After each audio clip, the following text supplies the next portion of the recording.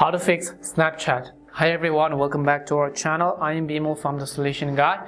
In today's guide video, I will show you the way on how you can fix some of the major and minor bug fixes of Snapchat. But before we get started with the video, if you are new to our channel, then make sure to leave a like and hit the subscribe button. And without any further ado or delay, let us get started with today's video.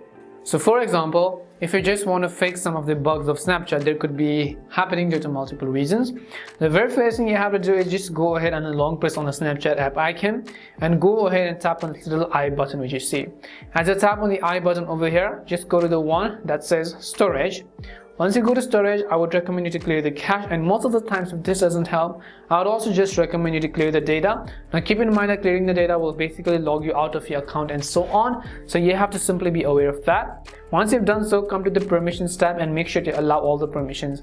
If you're having camera bugs, make sure to allow camera permissions. If you're having microphone or audio bugs, then you could go ahead and allow the microphone permissions as well. If this doesn't help, the other thing you can do is to simply go ahead and check if there are any updates available for the Snapchat app. So open up your device's respective app store. In the search box, type in Snapchat, and if you see an update button there, tap on it in order to update the Snapchat app to the latest version, because most likely this will also definitely solve your problem. If not, last but not the least, just go ahead and uninstall and reinstall the application. We hope the video was really helpful, and if it did help you, make sure to leave a like and subscribe to the channel. If you have any more questions, queries or doubts, simply also make sure to leave them down in the comment section. Thank you very much for watching till the end of this tutorial, and see you soon in our next video.